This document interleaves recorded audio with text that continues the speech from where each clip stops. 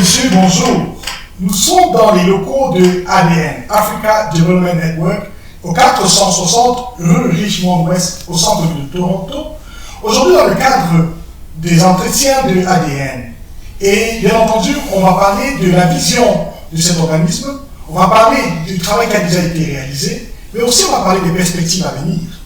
Et pour le faire, j'ai en face de moi 4 charmantes personnes à qui je souhaite déjà la bienvenue, et surtout une très bonne année 2022. Je vais maintenant me tourner vers André qui va se présenter, et tour à tour, on va laisser la possibilité à tous nos panélistes de se présenter aussi avant de rentrer dans le vif du sujet. Bonjour André. Bonjour Monsieur Eric et bonne année à vous également. Bonjour à tous les téléspectateurs qui nous écoutent en ce moment. Je suis André Gallo-Azambou, je suis le promoteur de l'ADN et son président du conseil d'administration actuel. Je suis également un entrepreneur et un leader communautaire, membre de plusieurs organisations ethnoculturelles de la région. Merci.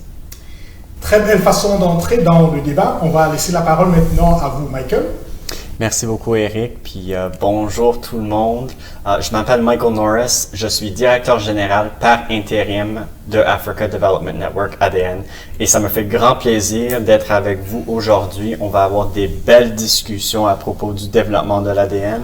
Je me considère comme développeur économique, puis j'ai hâte d'explorer ce qu'on va faire avec ADN aujourd'hui. Merci.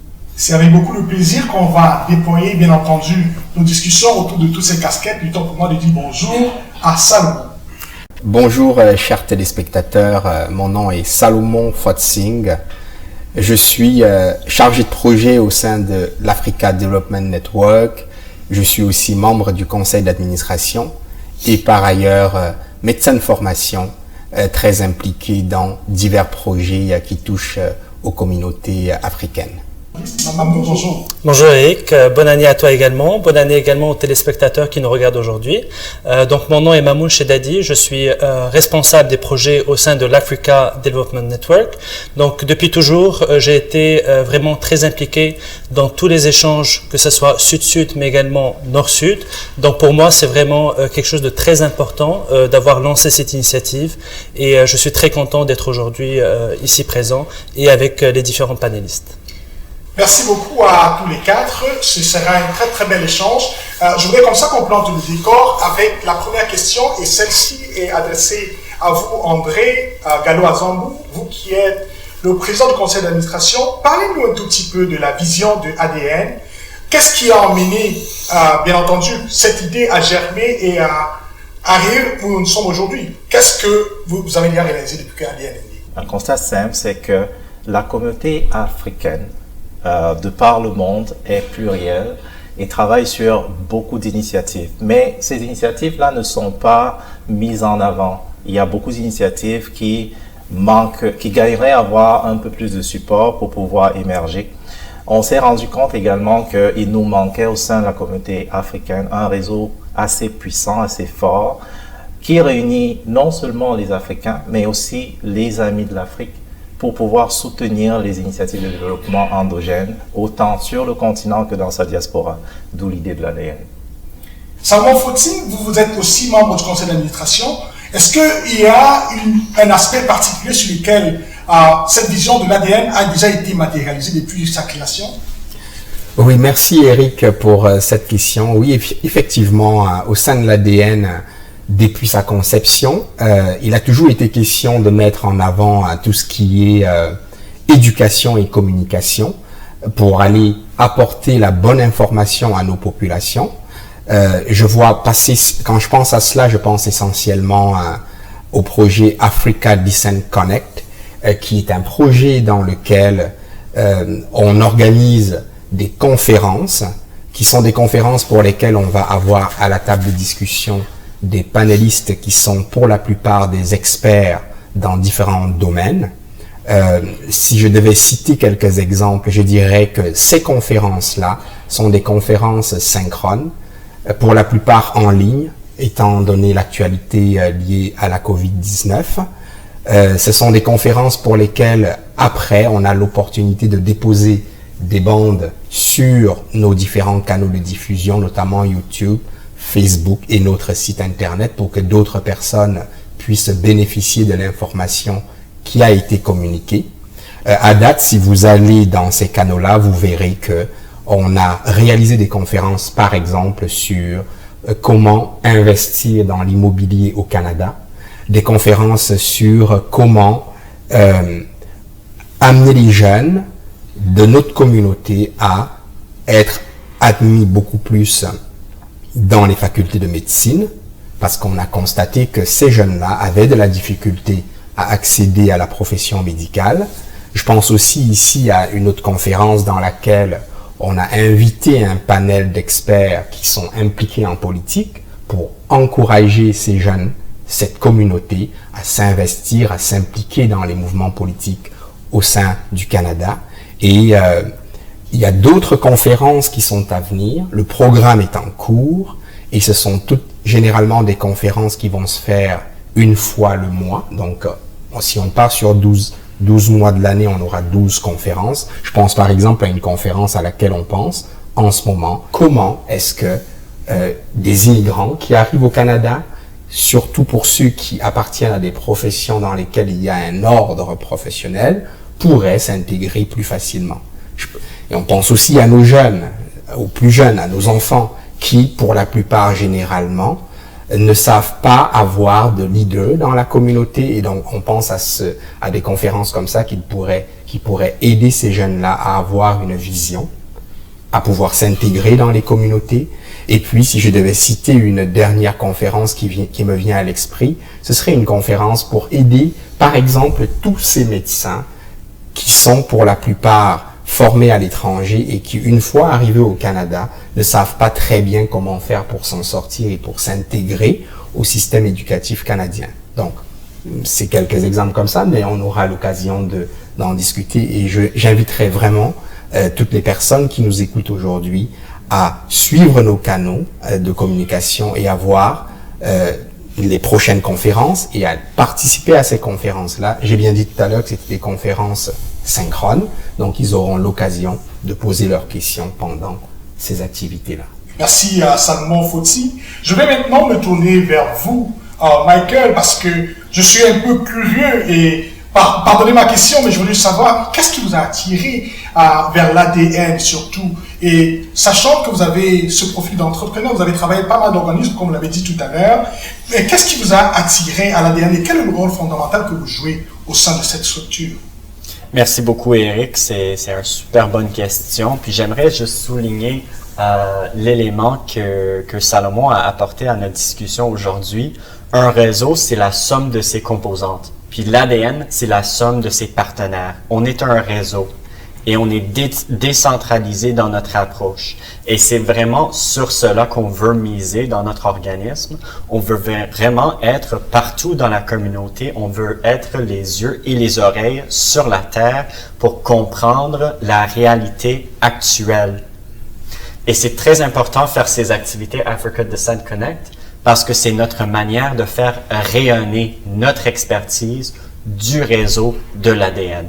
Bon, c'est un peu ma vision que je suis en train de préparer, mais c'est ces genres d'activités qui m'ont attiré à l'ADN et qui m'ont fait voir le potentiel énorme de cet organisme de faire pouvoir rayonner tous ces experts-là au sein de l'économie canadienne et surtout l'économie ontarienne et le pont Ontario-Québec que nous construisons actuellement à l'ADN. Mon background, j'ai étudié les économies, des affaires et les maths. J'en comprends bel et bien l'importance du numérique au sein d'un réseau global et ainsi que le va-et-vient et l'interlocution entre les partenaires. C'est sur cela que j'aimerais miser, que je souhaite miser, et on va travailler ensemble, l'administration, le conseil d'administration et bien sûr les partenaires pour assurer que cette réussite-là, c'est une réussite qui est en équipe, en partenaire et en communauté. Une très belle synergie pour faire réunir le potentiel des Africains, des Afro-descendants, mais surtout en travaillant avec les partenaires, les amis de l'Afrique. Mamoun, compte tenu de toute cette vision qui a été bien entendu expliquée ici, comment est-ce que vous entrevoyez votre empreinte dans ce travail qui va être réalisé? Merci beaucoup, merci Michael pour l'intervention. Donc tout d'abord, je dirais que je suis africain dans l'âme, africain dans le sang, africain dans l'identité. Donc je viens du Maroc et avant d'immigrer au Canada, donc je travaillais dans un cabinet de conseil, leader dans le marché et avec lequel on faisait beaucoup de projets, beaucoup d'initiatives en Afrique subsaharienne parce que comme vous le savez, le Maroc c'est la porte d'entrée vers le continent. Donc vraiment tout ce qui est coopération sud-sud, très important pour nous et donc j'ai amené avec moi cette initiative ou cette lancée ici au Canada et je voudrais bien qu'on perce dessus et donc c'est pour cela que j'ai rejoint un organisme tel que l'ADN pour pouvoir continuer sur cette lancée et pour encourager vraiment tous ces entrepreneurs à réaliser leur objectif. Donc mon passé c'est vraiment, ou mon parcours professionnel je dirais, c'est l'accompagnement des entrepreneurs à tous les stades de lancement, qui soient vraiment au stade d'idéation, donc ce qu'on appelle la pré-incubation, au stade d'incubation mais également de croissance et les amener à atteindre leur objectif.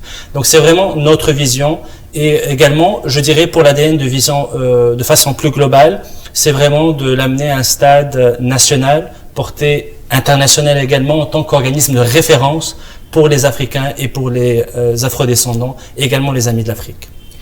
Je pense que l'un des éléments qui ressort dans toutes vos interventions, c'est celui de l'entrepreneuriat. Parlons un peu de l'entrepreneuriat en ce moment donné.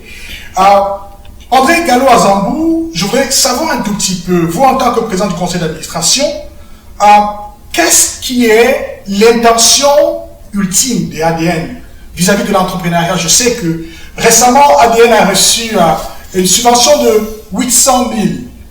Comment est-ce que ADN compte se déployer sur le terrain pour s'assurer que la vision de l'entrepreneuriat soit suffisamment implantée au sein des communautés africaines afrodescendantes? Oui, très bonne question. Je vais revenir sur la vision au niveau de l'entrepreneuriat.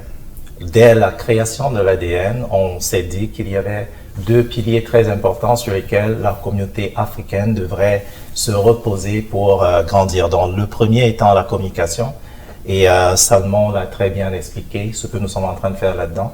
Au niveau de l'entrepreneuriat, il est question de regarder les initiatives qui sont portées sur le continent par les fils d'Afrique et des initiatives qui sont portées dans la diaspora et trouver comment est-ce qu'on peut faire pour les rendre plus visibles et pour apporter du soutien. Le soutien, ça peut être de la formation, mais ça peut être également apporter des partenaires qui ramènent de l'expertise et ramènent de l'argent pour faire rayonner ces différentes initiatives-là.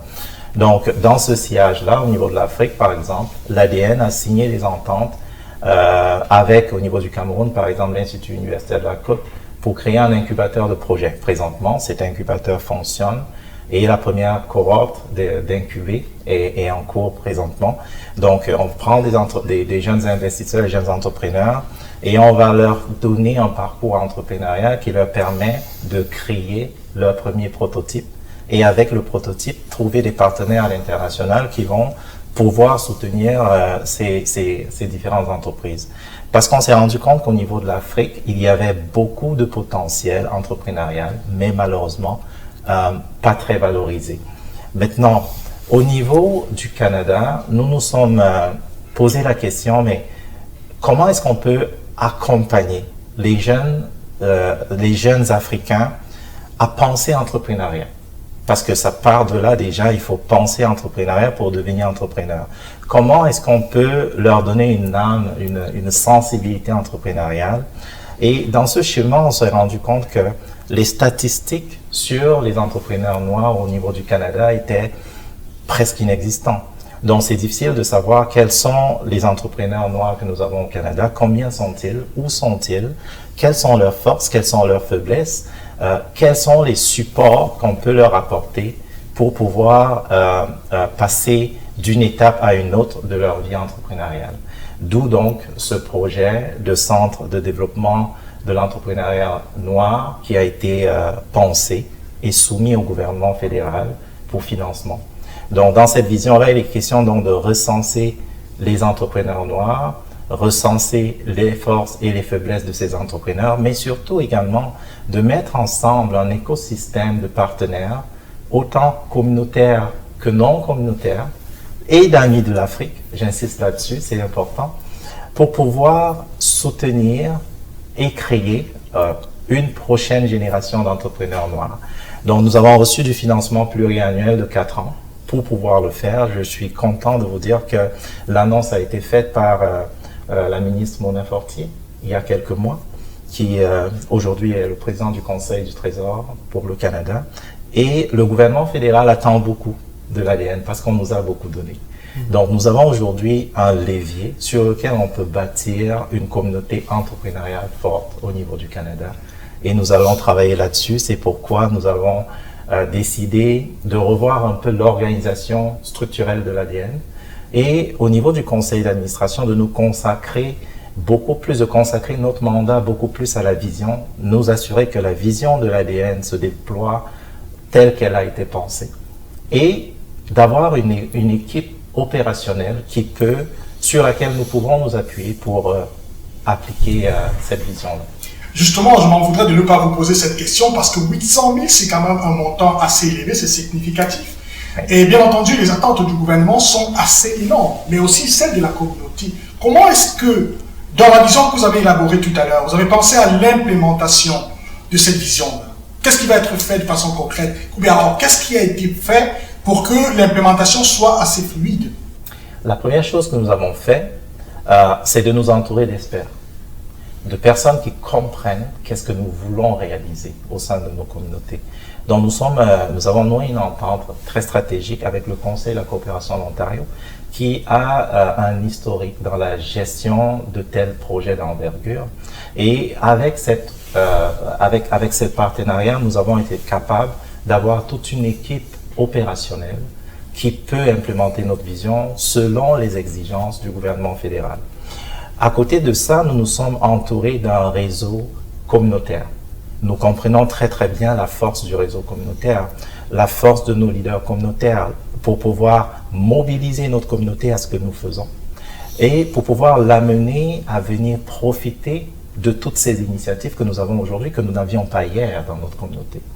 Nous avons aussi entrepris un certain nombre de contacts aussi au niveau de la population directe africaine qui est dans notre communauté pour pouvoir identifier quels sont les entrepreneurs de la communauté. Vous allez me dire, comment vous allez y arriver tout seul? Nous ne pouvons pas y arriver tout seul. Nous avons mis sur pied une table de concertation sur laquelle seront assis un certain nombre d'organisations ethnoculturelles, un certain nombre d'amis de l'Afrique pour pouvoir nous aider et nous accompagner à pouvoir bâtir cela. Et nous sommes en train de développer un certain nombre de programmes entrepreneuriaux, donc mes collègues parleront dans un moment. Justement, parlant de ces programmes, je me tourne vers vous. Michael, directeur général par intérim, vous avez insisté sur ce fait. Comment est-ce que, avec cette vision qui a été développée par André Gallois-Zambou, et surtout toute cette pléthore de projets et initiatives qui sont pensés, comment est-ce que l'implémentation va être matérialisée de votre point de vue de directeur général par intérim? Quel est le rôle essentiel que vous allez apporter? Alors, quelle est votre contribution que vous allez apporter pour que, au bout de 4 années qui vont suivre, le gouvernement puisse dire « ADN a fait un travail remarquable ».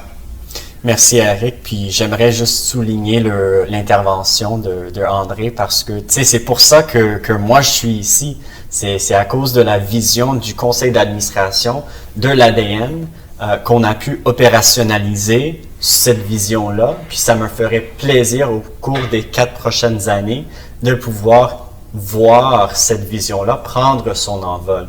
Puis je veux stresser le fait que c'est direction générale par intérim parce que moi, mon rôle au sein de l'ADN, puis le rôle de Mamoun également, c'est de bâtir la capacité de cet organisme et de la bâtir rapidement. On a 4 ans pour faire un impact, on a 800 000 pour faire un impact. Tu sais, c'est une somme quand même significative et importante. Mais comme on sait, le temps file. Je vais céder la parole à Mamoun pour faire effectivement la présentation de notre plan parce que je sais que nos partenaires attendent de nous un plan concret et des échéanciers concrets et des exemples concrets de comment nous allons faire cela. Et je vais laisser Mamoun le soin de présenter aujourd'hui ce que nous avons à présenter à la communauté. Mais moi, j'adore des histoires. Puis j'aimerais raconter une histoire en premier. Comme je vous ai dit, je me considère comme développeur économique. Puis il y a un entrepreneur nouvellement arrivé de la Côte d'Ivoire que j'ai accompagné durant la pandémie en 2020. Il était fermier des noix de cajou. Puis il est venu ici pour continuer dans ce secteur-là. Il voulait vraiment se lancer dans l'import-export des noix de cajou. Puis il était conducteur parce qu'on sait être nouvellement arrivé à un nouveau pays, avoir toute l'éducation, l'expérience, c'est pas du tout facile de s'installer, de se mettre en place. En tout cas, mais sa vision, il n'a pas perdu ça. Il voulait vraiment travailler dans l'import-export des noix de cajou. Et je me souviens un jour, on était sur un appel Zoom et je lui ai posé la question, pourquoi les noix de cajou, puis pourquoi la Côte d'Ivoire? C'est pourquoi il y a tellement d'autres pays dans le monde, comme le Vietnam, comme l'Inde, qui vend, qui importe, qui exporte des noix de cajou. Puis il m'a dit, c'est le sol au Côte d'Ivoire. C'est ça la plus-value. Puis j'aimerais que le Canada soit importeur primaire des noix de cajou de la Côte d'Ivoire parce que c'est différent de n'importe quel autre pays dans le monde. Puis la façon qu'il m'a présenté ça, c'était tellement convaincant que je me suis dit, bon, je vais juste manger des noix de cajou de la Côte d'Ivoire, c'est tout. Mais je veux présenter cette anecdote-là parce qu'il a réussi à démarrer son entreprise. Et la responsabilité que nous avons à l'ADN, c'est de quantifier ces anecdotes-là. Le lancement en entrepreneuriat des nouveaux arrivants et des entrepreneurs provenant de l'Afrique qui s'installent ici au Canada. On est un réseau et on doit se pencher sur notre communauté, de faire valoir ces réussites-là et de célébrer ces réussites. Et je pense que j'aimerais bien qu'on passe maintenant à Mamoun pour présenter au concret les programmes que nous présentons aujourd'hui. Merci, Eric. Une très très belle histoire d'ailleurs qui plante le décor de ce programme que Mamoun, tu vas nous faire le plaisir de partager en l'instant. Qu'est-ce qui a été prévu du point de vue, bien entendu, du soutien aux entrepreneurs des communautés africaines afrodescendantes et bien entendu en collaboration avec les partenaires de ADN? Très bien. Donc je te remercie beaucoup pour la question qui est très pertinente. Effectivement, nous avons mis en place un programme sur mesure, donc j'insiste bien sur le mot sur mesure, parce que c'est un programme qui est personnalisé pour ces communautés noires et afrodescendantes. Et moi, je le vois comment on l'a conçu avec Michael et aussi l'équipe de projet. C'est vraiment un programme qui va se matérialiser par la pré-incubation, c'est-à-dire des personnes qui ont juste des idées, donc ils ont juste leur diplôme de fin d'études, ou bien ils sont en stade d'idéation. Donc nous, on les accompagne, on les prend en main et on les aide à aller de l'idée, donc du stade 0, à l'étape 1, c'est-à-dire la mise en place du projet avec le plan d'affaires, avec l'étude de faisabilité, etc. Mais nous accompagnons également les entreprises qui sont en phase de croissance ou qui sont déjà établies pour fortifier leur projet, mais aussi pour le mettre à profit et peut-être même aller vers l'international et peut-être achever d'autres marchés. Donc c'est vraiment un programme qui est très complet, qui est sur mesure.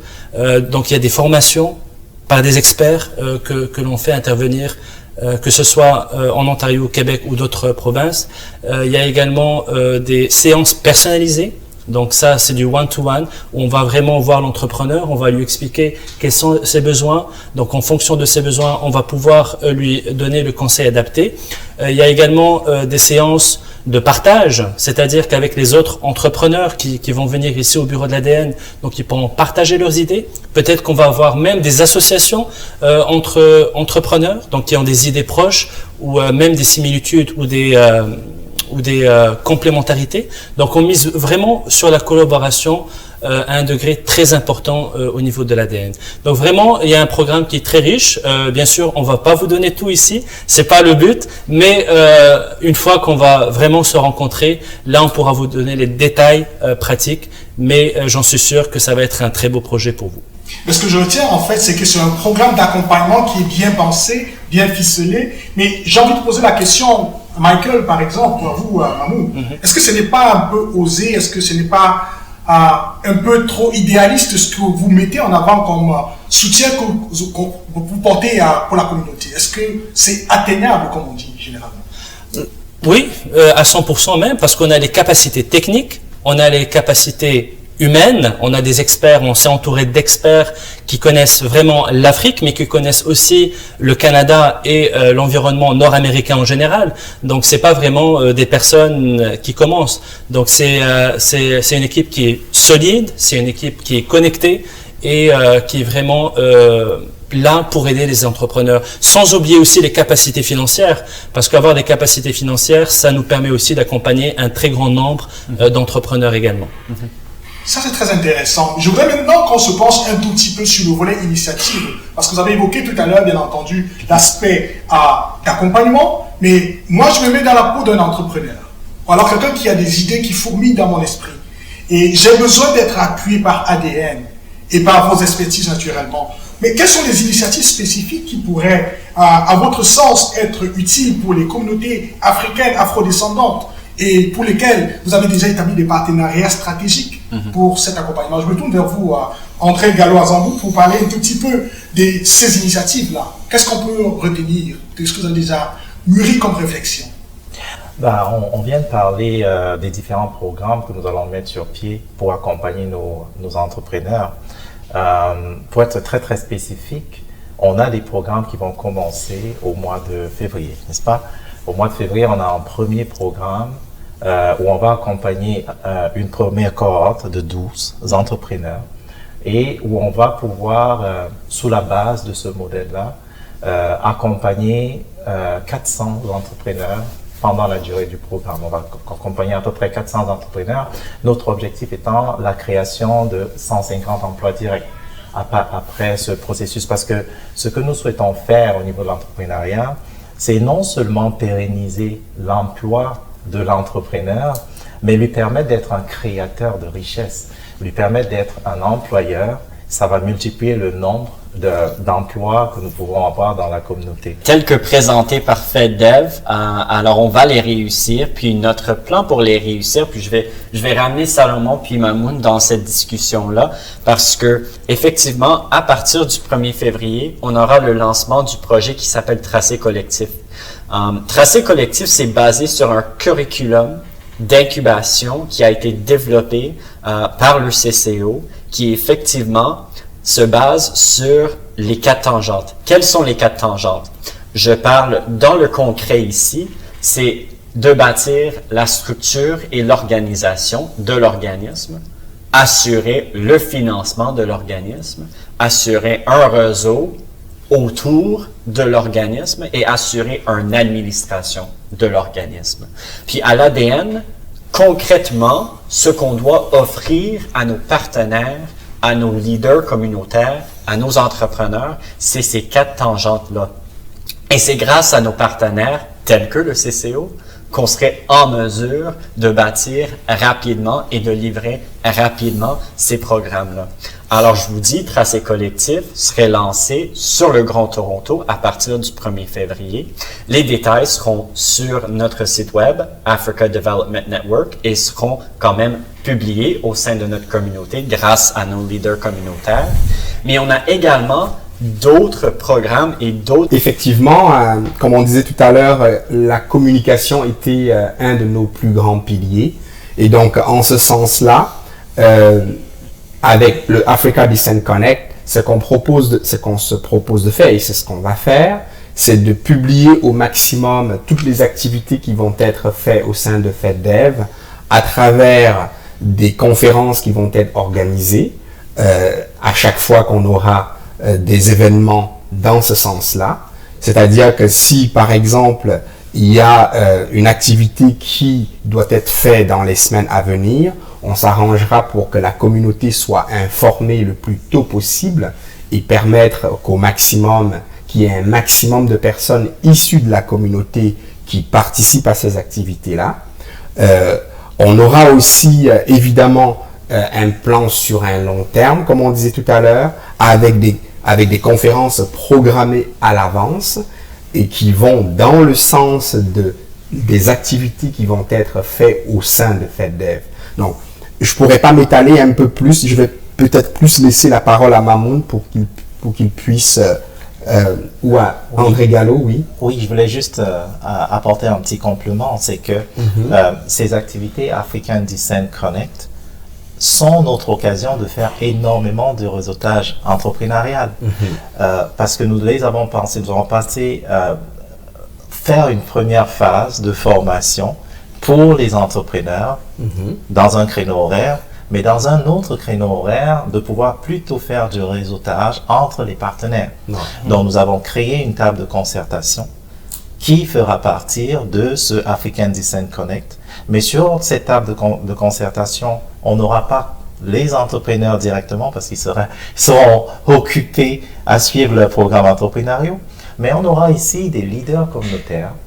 On aura également les acteurs de la communauté qui peuvent apporter quelque chose, qui peuvent aller chercher ces membres de la communauté, leur expliquer ce que nous faisons, les ramener dans ces programmes entrepreneuriaux et soutenir les différentes initiatives que nous sommes en train de mettre sur pied.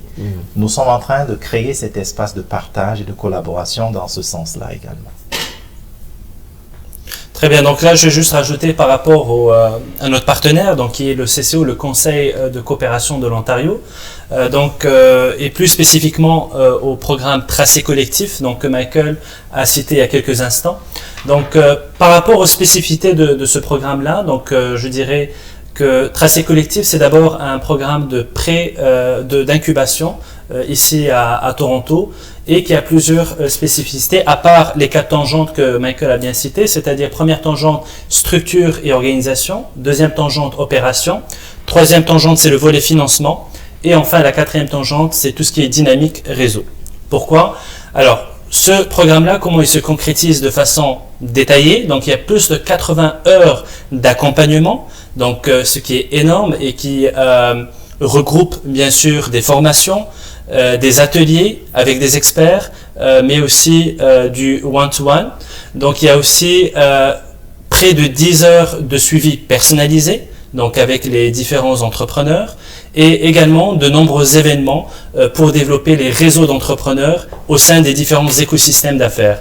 Donc malheureusement pour le moment ça va être du virtuel, mais ça porte quand même ses fruits, mais espérons qu'avec la fin de cette pandémie, ou bien quand les conditions nous les permettent, de faire du réseautage en réel, parce que ça a quand même des résultats très positifs. Et je souligne également que l'espace dans lequel nous sommes aujourd'hui, donc l'espace d'ADN, c'est également un espace de réseautage, puisque les entrepreneurs vont être là pour travailler, donc ils vont pouvoir s'associer, et bien évidemment les leaders communautaires, donc comme André l'a souligné. Voilà. C'est des très beaux points que vous évoquez là tous, et j'ai envie de poser la question sur, bien entendu, l'effectivité de ces programmes, parce que vous avez parlé de février comme étant le lancement de l'une de ces premières initiatives.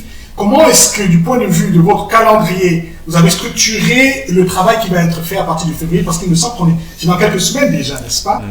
Alors effectivement, donc au 1er février, comme mes collègues l'ont mentionné, donc ça sera le lancement de Tracé Collectif, donc le programme phare d'incubation du CCO, mais également le lancement de l'ADN au sein de l'espace des jardins dans lequel nous sommes présents aujourd'hui. Alors au 1er avril, ça sera le lancement de l'écosystème à Ottawa. Et au 1er novembre, ça sera le lancement de l'écosystème au niveau de Montréal et région. Donc ça, c'est vraiment le calendrier qu'on a mis en place, donc et qu'on va essayer de suivre de près pour l'implémenter avec nos différents partenaires. On sait très bien que les régions de Ottawa, Toronto, Montréal foisonnent des communautés multiculturelles, notamment des communautés afrodescendantes. Comment est-ce que, tout à l'heure, André Gallo, vous avez parlé d'aller, bien entendu, inviter les leaders communautaires à la table de concertation pour qu'ils puissent avoir, bien entendu, non seulement une importante assise, mais surtout connecter directement les afrodescendants à ces projets comme ceux-là. Comment est-ce que, dans votre stratégie, comment est-ce que vous avez pensé non seulement retrouver ces communautés, mais qu'est-ce que vous leur proposez? Je me mets dans la peau d'un leader communautaire, par exemple. Je suis à votre écoute. Qu'est-ce que vous me proposez concrètement? Oui, j'ai le plaisir de vous dire que c'est un travail qui a commencé déjà. Depuis la création de l'ADN, on a un certain nombre de communautés qui sont partenaires à l'ADN, autant dans les grandes métropoles comme Montréal ou bien Ottawa ou Toronto. Nous avançons dynamiquement parce que nous avons ce support de notre communauté. Et les différentes conférences que nous avons pu faire jusqu'ici ont été relayés dans ces communautés par ces leaders. Donc, il est question simplement de continuer dans une certaine logique, de dire, on le dit souvent, hein, seul on va vite, ensemble on va loin. Pour un leader communautaire, et puis je pense qu'ils l'ont très bien compris, c'est pour ça qu'ils sont leaders communautaires. Pour un leader communautaire, c'est important de voir ces opportunités qui existent à l'extérieur de ma communauté et de les amener pour que le maximum de personnes dans ma communauté puissent en profiter. On parlait de cet entrepreneur ivoirien, par exemple. Pour sa communauté, c'est une source de fierté. Donc, pour un leader communautaire, c'est une fierté de pouvoir raconter ces histoires-là entrepreneuriales, ces succès entrepreneuriaux. D'être capable de dire, dans ma communauté, il y a tel nombre de nouveaux arrivants qui sont arrivés et qui sont allés très très rapidement au Canada parce qu'ils ont eu accès à l'information beaucoup plus rapidement. Ils ont eu accès au support dont ils avaient besoin un peu plus rapidement. Et plus on va développer les individus issus de ces communautés, plus on va élever ces communautés également, et moins il y aura de la pauvreté dans nos communautés, tout simplement.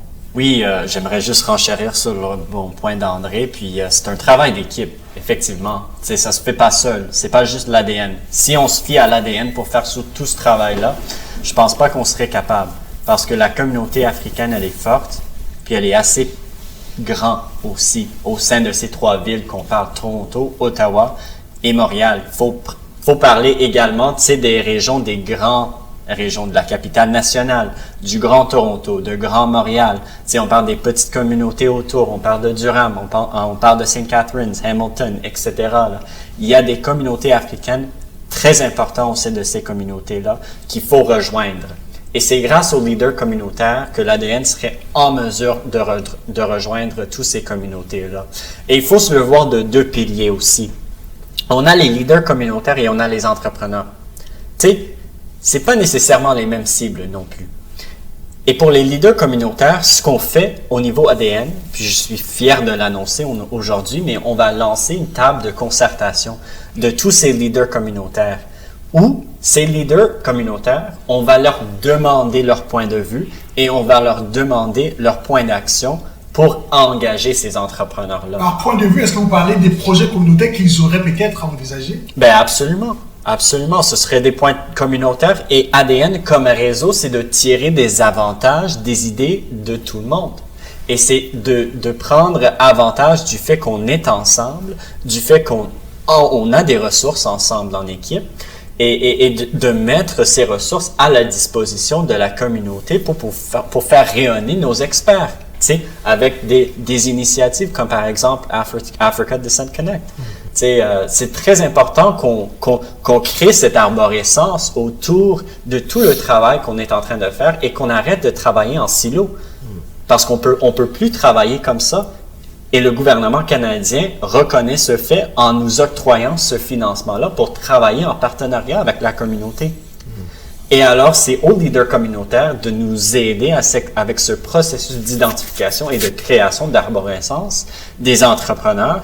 Et c'est à nous de se fier aux leaders communautaires et de fournir un service hors pair aux entrepreneurs qui sollicitent notre expertise.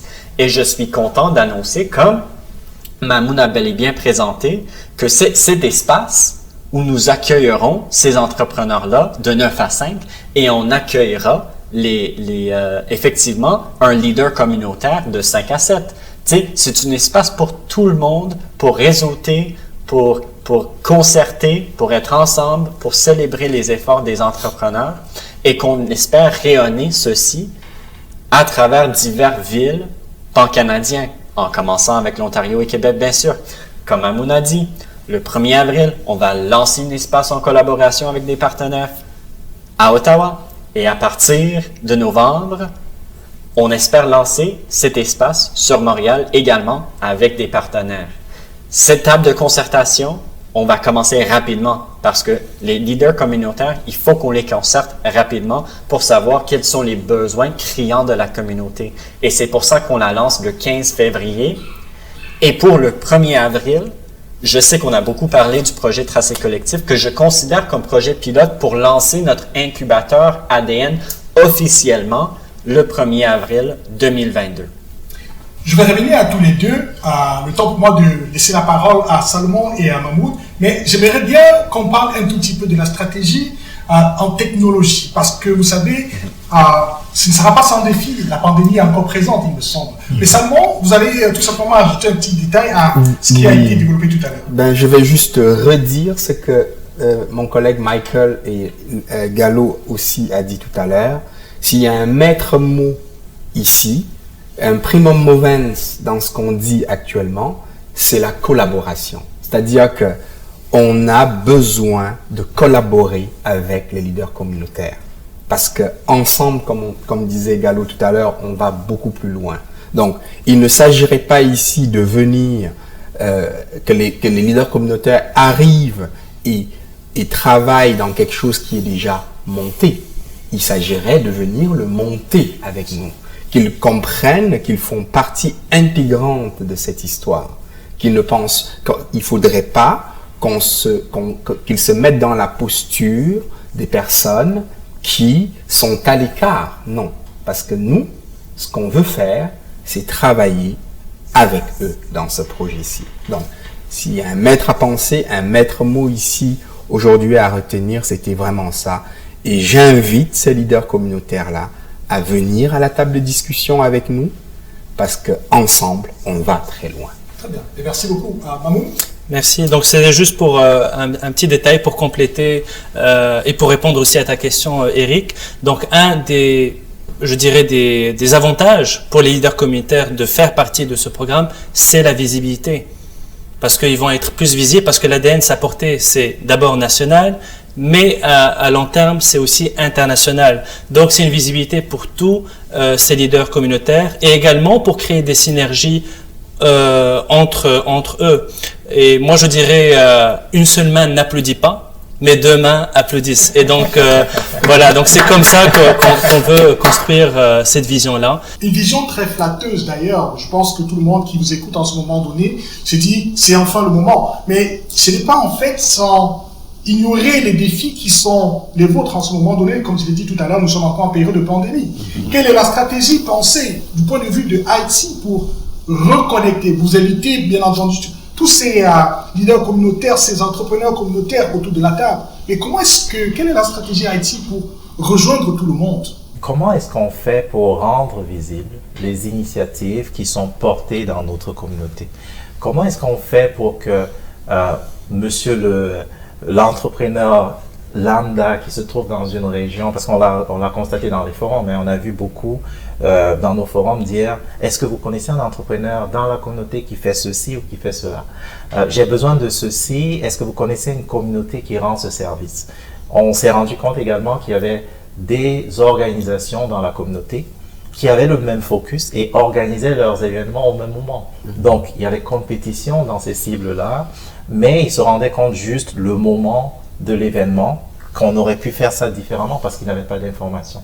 Donc, l'outil que nous sommes en train de bâtir aujourd'hui, My e-Community, est un outil qui veut apporter une réponse à cette problématique. C'est-à-dire qu'on puisse, par un endroit central, avoir accès aux ressources communautaires que nous avons dans notre communauté. Si je suis, par exemple, au centre-ville de Toronto, que je puisse sélectionner le centre-ville de Toronto et voir toutes les ressources communautaires qui accompagneraient un afro-descendant dans cette région-là. C'est la vision qu'on s'est donnée et on va dire merci ici à l'ACFO qui nous a soutenus dans cette vision-là et qui nous a permis de bâtir une application web et une application mobile dans ce sens également.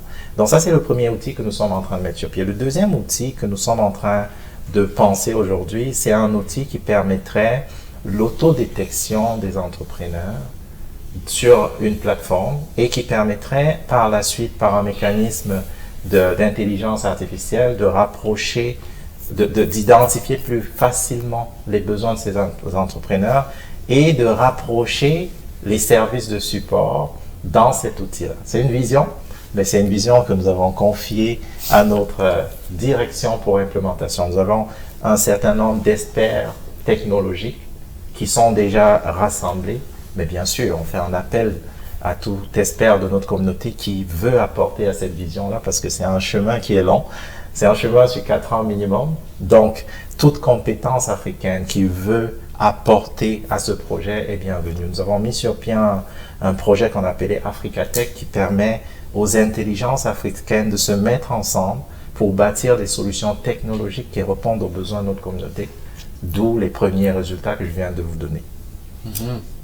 C'est un bon point. Si je peux juste renchérir sur le sujet. Moi, une des choses que j'adore à propos du secteur tech, c'est le fait qu'ils collaborent tellement ensemble. Et j'aimerais faire rayonner cet élément-là au niveau de l'ADN, effectivement. Puis j'invite tous nos experts en technologie, en IT, de nous rejoindre pour implémenter cette stratégie en technologie parce qu'on aura besoin du soutien de tout le monde en hardware et en software. Moi, j'aimerais bien que l'outil qu'on construise à l'ADN soit disponible pour toujours, en sachant que toute initiative a une date d'expiration, mais j'aimerais effectivement que celle-là perdure même au-delà de l'ADN. C'est ça ma vision, et qu'elle soit vraiment décentralisée dans son approche et que ce serait disponible à tous les afro-descendants et tous les amis de l'Afrique, tous les citoyens et toutes les personnes qui habitent ici au Canada et dans le monde pour apprendre davantage c'est quoi le profil d'entrepreneur ici dans nos villes, dans la campagne, dans nos provinces et dans notre pays. Et c'est en utilisant des outils open source, c'est en utilisant l'expertise de nos amis de technologie et de nos partenaires en technologie qu'on serait en mesure de réussir cet objectif-là, parce que je sais qu'elle est de grande envergure et que l'ADN toute seule, comme je vous ai dit, serait incapable de réussir cet objectif, et c'est vraiment sur cela qu'on se pose et qu'on se penche sur notre communauté. Tout à l'heure, vous avez annoncé la prise des bureaux de Toronto dans l'espace des jardins qui désormais appartient à l'ADN et bien entendu à son réseau et ses partenaires, les leaders communautaires, les organismes communautaires et bien entendu les entrepreneurs communautaires. On va se faire le plaisir de visiter l'espace tout à l'heure, mais avant tout simplement de faire cette visite, est-ce qu'il y aurait des partenaires que vous aimeriez en fait mentionner très rapidement avant qu'on fasse cette visite? André Gallo? Oui, mais peut-être avant la visite, j'aimerais souligner un aspect très très important pour nous, qui est la célébration de nos succès.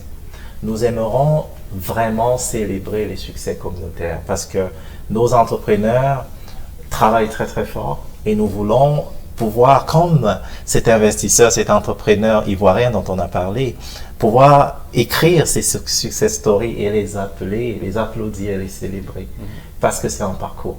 Donc, dans ce sillage-là, nous sommes en train de penser, mettre sur pied des soirées entrepreneuriales, des soirées, des galas entrepreneuriaux ADN, où on va pouvoir réunir un certain nombre d'entrepreneurs à succès de notre communauté et pouvoir les célébrer avec des partenaires qui vont pouvoir les accompagner, les reconnaître davantage et les accompagner davantage.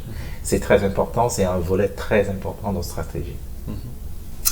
Des très belles choses en perspective. Je pense que ADN est positionné comme ce grand parapluie qui va donner la possibilité à d'autres organismes des communautés africaines afrodescendantes et aux amis de l'Afrique naturellement de pouvoir donner un pouce énorme pour le développement des Africains, pour le développement de nos communautés ici au Canada, mais aussi au rayonnement à l'international.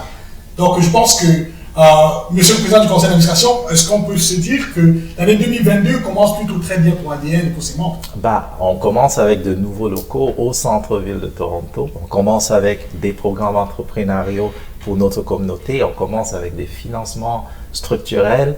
On commence avec un certain nombre d'acquis pour notre communauté. Je pense que, comme président du Conseil d'administration, je ne peux pas rêver de mieux. Tout ce dont on a besoin aujourd'hui, c'est maintenant de continuer, parce qu'on l'a, de continuer à avoir cet appui de notre communauté, d'avoir cet appui de nos leaders, d'avoir cet appui des différents partenaires de l'ADN qui nous soutiennent depuis le jour 1 et qui sont là aujourd'hui. On en a de nouveaux. Je vais citer ici, par exemple, FEDEF lui-même, là, qui grâce à ce financement, permet à l'ADN de se positionner sur du très très long terme en termes de financement, mais aussi en termes de capacité organisationnelle. Je vais parler ici de Invest Ottawa, qui va également nous accompagner dans la mission que nous avons de pouvoir mettre sur pied un certain nombre de programmes. Je vais parler ici du CCO, notre partenaire privilégié, qui nous permet aujourd'hui de pouvoir avoir un certain nombre de facilités et de bâtir cet écosystème. Je vais parler des différents leaders communautaires qui nous ont fait confiance jusqu'à présent. De cette table où se trouvent beaucoup d'entrepreneurs en ce moment qui attendent simplement que nous lancions nos programmes. Je vais parler sans fausse modestie, là, je vais parler de tous ces partenaires qui nous soutiennent parce que l'ADN atteint le niveau que nous atteignons aujourd'hui en si peu de temps parce que derrière, il y a un réseau de support très important et c'est ce que nous voulions mettre en avant. Nous voulions prouver que en mettant ensemble des réseaux, on est capable de faire des choses que ça nous aurait pris 10 ans, 15 ans à mettre sur pied. Donc, un grand merci à Desjardins pour le support structurel qu'ils nous donnent. Je pense à nos premières journées entrepreneuriales, Africa Descent Connect, où l'espace Desjardins nous avait déjà été offert au niveau d'Ottawa et de Montréal. Je ne vais pas faire de jaloux, mais il y a tellement de support autour de ADN.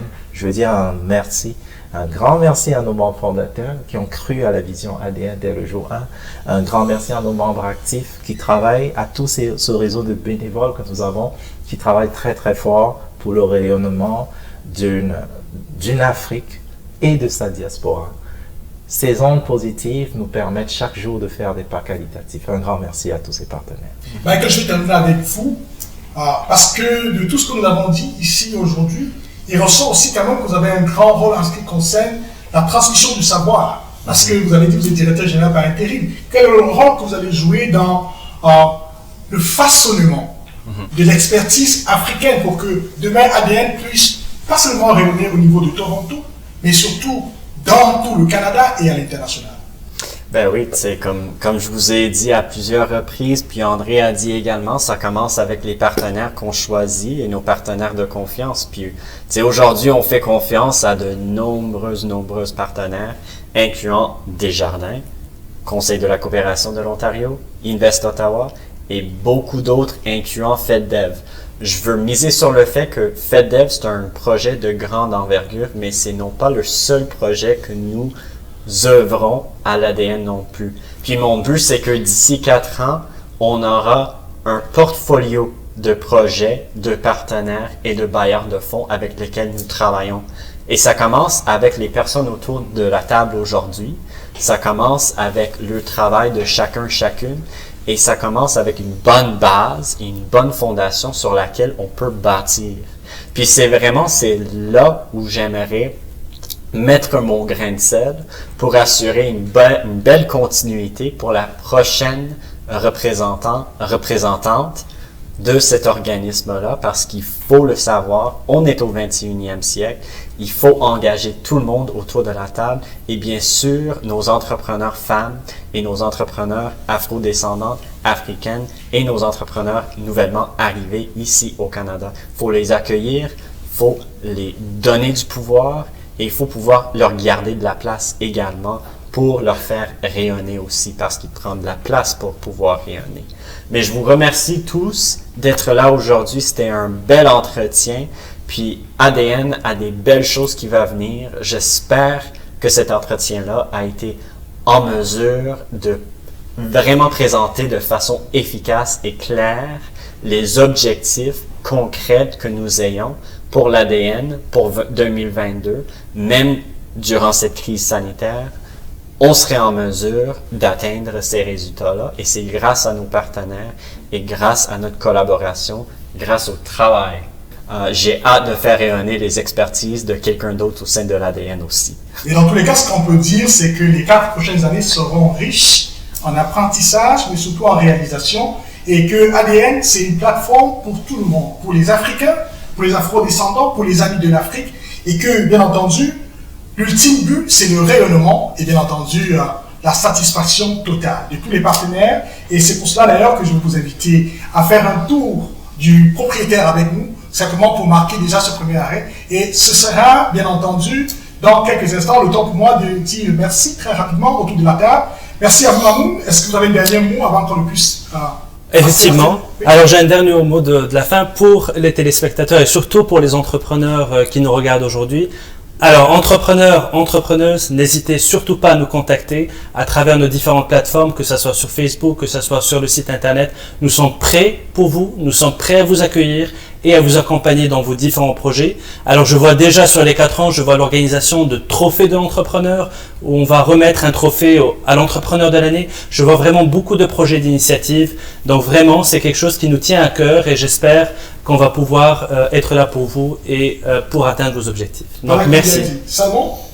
Ben, je ne serai pas très long pour ce mot de la fin, si ce n'est de dire que, comme je le disais tout à l'heure, on est avec vous pour les prochaines années et on espère collaborer et que ça donne des fruits qui permettraient à tout Africain, tout Afro-descendant, tout ami de l'Afrique de pouvoir mener en bien les projets s'il en a. Voilà.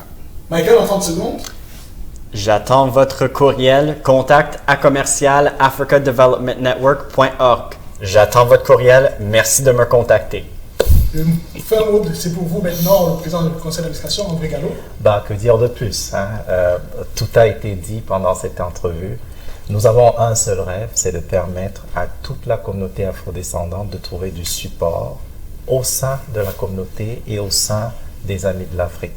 Nous allons y travailler, nous y travaillons, nous voyons des fruits et nous allons continuer ce travail-là. Alors, voilà qui met un terme à cet entretien. Mesdames et messieurs, vous avez pris le loisir de nous écouter depuis quelques moments et j'espère que vous avez tout simplement appris énormément sur l'ADN, sur sa vision, sur les projets qui les attendent, mais surtout ce développement qui va être tout simplement déployé à partir de février. Nous vous donnons rendez-vous sur toutes les plateformes de ADN et bien entendu, envoyez-nous un courriel, ça ne prend que 2 secondes. À très bientôt.